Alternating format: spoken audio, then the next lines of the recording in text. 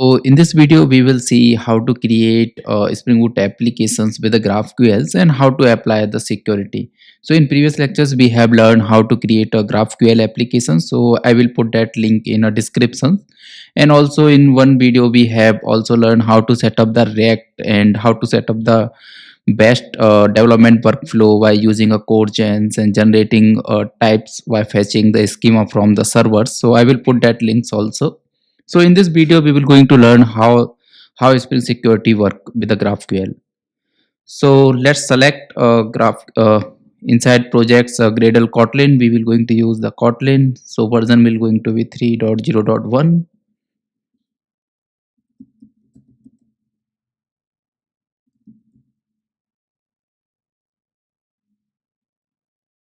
And we will going to use the Java 17. So now let's select web and also select the GraphQL, and let's select security, Spring Security. And after selecting this, just click on this generate. Keep this simple as it is. Our focus only on the Spring Security, how it will going to be work for the GraphQL. So after it's downloaded, so please open this in IntelliJ. Yeah, everything is downloaded. So now let's open this mains, and inside the resources, let's create a new directory and name it GraphQL. So inside this directory, we will going to place our schema. So now let's create one file and name this as a schema.graphqls. So inside this schema, we will going to create, we will going to define a very simple schema. So let's define a type query. So as we know that in previous lecture, previous video, we have learned for defining the query, we need to first define the type query, and inside this we can define. So let's define like a get post. So this will going to return the list of the post. So for now we don't have any post, so let's define post. So post will going to be contains only id, which is, and after that it will going to contain a title, which is type of strings. Yeah, keep this simple as it is. So for now we will going to have only one query. So for this resolving this query, we need to write the resolver. So inside the Kotlin, so here let's create a new package and name this as a resolver. So inside this resolver, let's create a resolver and name this as a post resolver.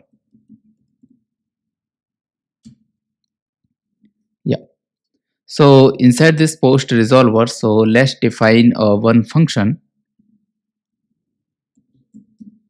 and name this functions as a get post. So if you see inside the schema, we have a get post.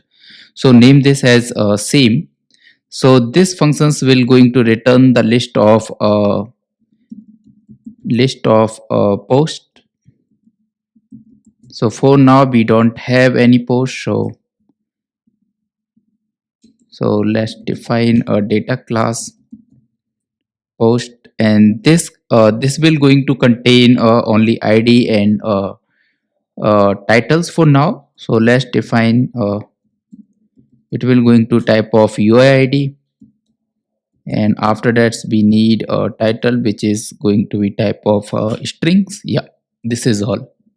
So from here for now just return a simple one post. So our focus is not to learn the GraphQL. We already seen this GraphQL in a previous lectures.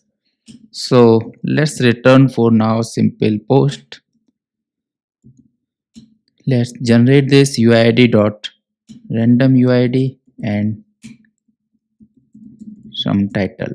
Yeah, this is all we need to do. So now let's annotate this with query mapping for registering this as mapping query resolver. So now we annotate this as controllers also. Yeah, so this is all we need to do for creating a GraphQL server. So now let's start it and let's see. Yeah, one more things also we forgot. So inside the applications YML, so let's enable this our GraphQL schema and also the path. So default path is slash GraphQL. So for just the better understanding, keep this as it is GraphQL. So after that, we need to enable this GraphQL playground. So yeah, this is we need to enable this, and now again restart the server. So now when we open this here, you will going to see it will going to first show us this login page, which is coming from Spring's security. This is the default. So now let's understand. So let me show you. So if you see here, it is displaying this user generated using generated security password. So let's copy this password. So now if we want to log in, that's by defaults, and inside the passwords, let's paste this and click on this sign in. Yeah. So now we signed in inside our server. So now we now let's fire this get post query. So let's see it will going to work or not. So here if you see it will not work, so it is saying is a forbidden slash GraphQL request. So now let's see how we going to work on this thing. So now, so basically this is the basic config. It is coming from the default configuration. So now let's set up http basic. So inside this, let's create another package. So for now we will going to understand so how we will going to configure the security. So here our purpose is not to configure full-fledged security with JWT tokens and generating. So in futures lecture we will going to see. So let's start with step by step. So here we will going to learn the basic security. First we will going to start basically I mean with the HTTP basic. So inside the config, let's create one class and name this as app security. Yeah, and annotate this with configuration. Yeah, and also enable web security. Yeah. So here we need to create the bean for uh, security filter chains. So now let's define bean security filter chain, and this will going to accept http security. Yeah, and this will going to return the security filter chain. Yeah, so inside this bean, so let's mark this as a bean. So let me close this. So yeah, so here we will going to configure our http configurations for spring security. So first things, we will going to disable this CSRF for now. So yeah, so let's disable this, and after that we need to call this authorizations HTTP request. So inside this authorization HTTP request, so for now we will going to allow all the requested. So it dot any request dot permit all. So basically how GraphQLs work actually. So we will going to expose only one endpoint slash GraphQL. So every query whenever we will going to issue from the front end side, so client side, so every query will going to be the type of a post, and always endpoint will going to be the always same. So here first we will going to permit this slash GraphQL's request. So at the query levels and at the mutations resolver level, we will going to use this method level security. So I will explain you. So let's follow me. After that, we will going to use this HTTP basic with a default. Uh, yeah. and let's call this build. So this is all we need to do for creating a security chains bean. So here we have defined, so we will going to use the http basic. For now http basic is just use the base 64's encoding for encoding the usernames and passwords. So I will explain you. So here intention is not related to the token. So later point of a time we can easily configure like any type of a token, jwt, opaq, anything. So first things, let's second step, we need to create authentication. So what I mean by authentication, so here we need to create this in memory user details from where we will going to fetch our user information. So for now just let's hard code.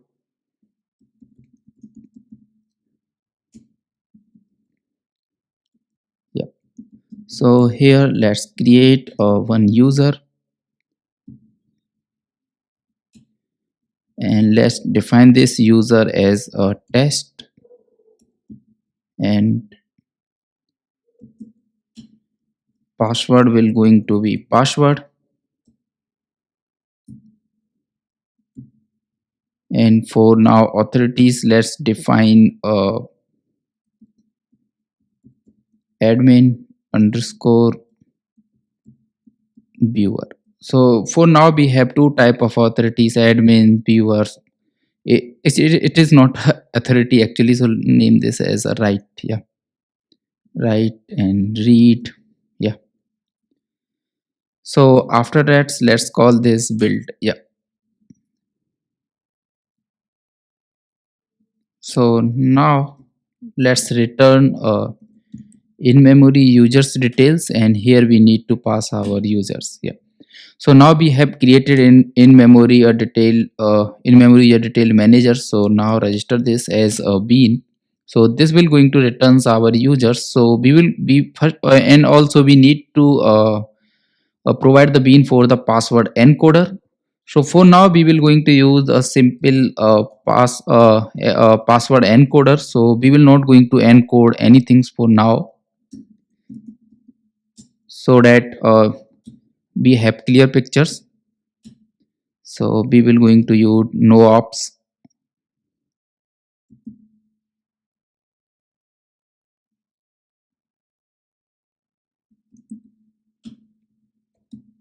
Yeah, so we will going to use no op encoder passworder.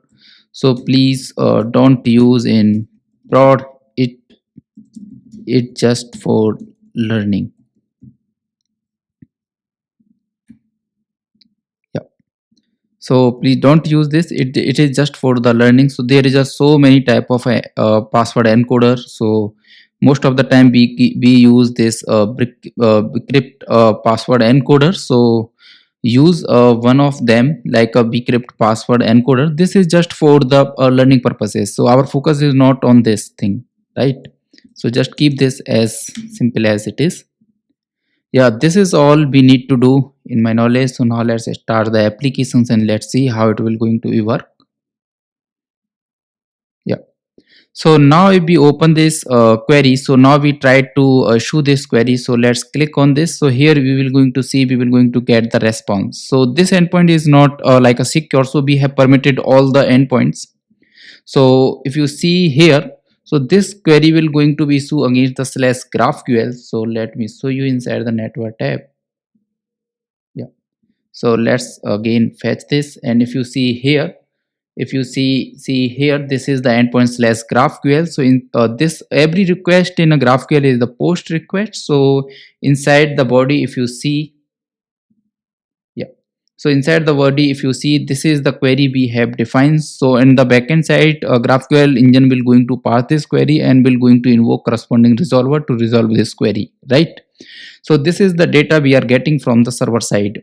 So always endpoint will going to be the same slash GraphQL for everything whatever we are exposing from the one GraphQL engine. So now the point is that how we will going to secure these things, right? So now let's move again to the server. So now let's open this post resolver. So here we will going to use this pre-authorize, right? So here inside the pre-authorized, we need to define the has role. So with what roles users can access this get post API. So in our case, let's define this as read, right? Any users with the read roles can able to issue this request. Okay, so inside the app security, let's modify these things from authorities to the roles. Yeah. So now let's restart this applications and see.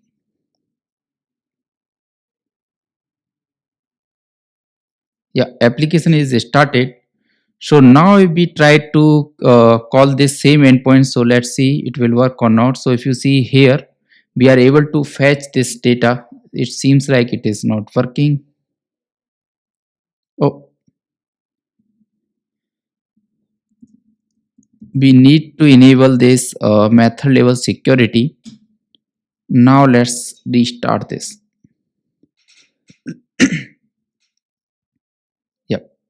So now let's execute this again and let's see. So now if you see this time we are getting this unauthorized. So how we will going to authorize our this query against this thing. So now we know that we have one query.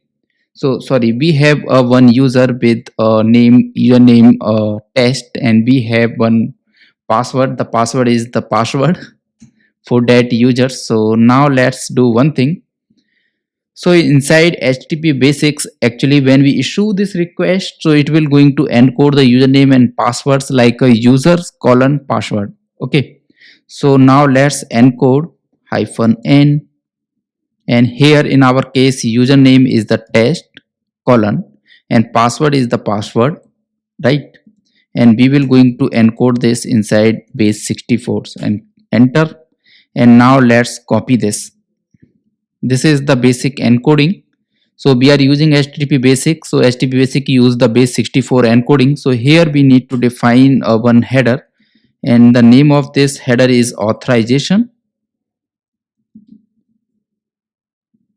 Yeah, authorization. So here we need to define the type of token is the basic, and this is the token, right?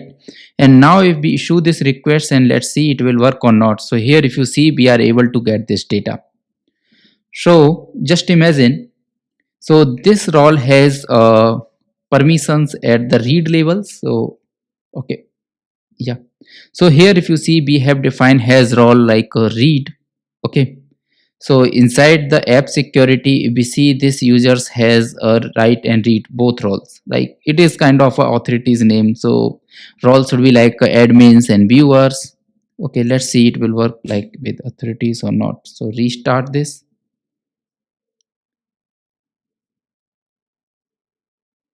Yeah. So now we issue this request. So it's saying forbidden.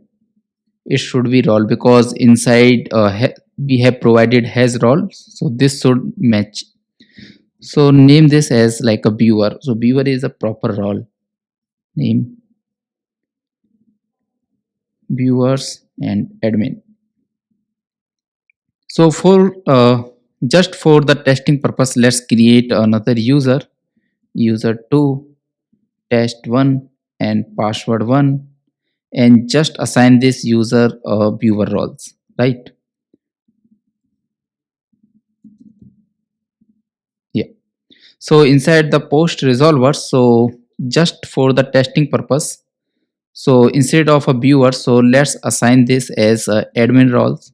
Any user with this admin roles can access these things. So now let's restart our applications and see it will work or not. So this time it will not going to work because if we see for this user test, we will going to have, okay, here we will have both. Okay, so we will try to issue this request from this user. So for this this user will not going to invoke this endpoints, right? For invoking this user need a role admin, right? So now we have started the application. So let's open this, and this time test one and password is also one. So this is the username. Yeah, encode this. Now let's copy this. So if we go here, so if we try to replace this user this token with this tokens, and if we issue this request, so here we will going to see this request is forbidden, right? So now if we provide these users at this role also like a admin, so now let's restart again.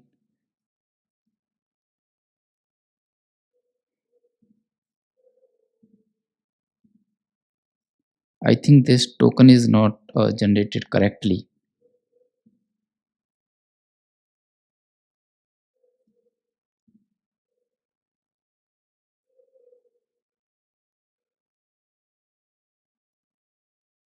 Oh,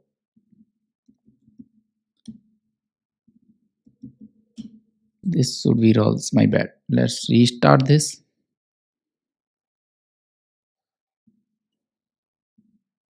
Yeah. So now if I issue this request, so here you can see we are able to fetch the data. So if I remove this admin roles from here, so this user will not going to perform this query now. So now let's restart. Yeah, so here we are getting this forbidden. So I hope this clear for you. So securing the GraphQL's query resolvers and mutation resolver is kind of a similar like we used to do in a HTTP world. So the only thing is here in previous changes we will going to have a different endpoints. So here we will going to have a one endpoint. So just think like that. These resolver is kind of entry points. So at the entry points we can guard with using the method level of a securities. So in next lectures we will going to see how to integrate these JWT tokens and have a full-fledged security for the GraphQLs. Please let me know in the comments you wants to make me a video on this JWT tokens or not. I hope you like this lecture. So thank you.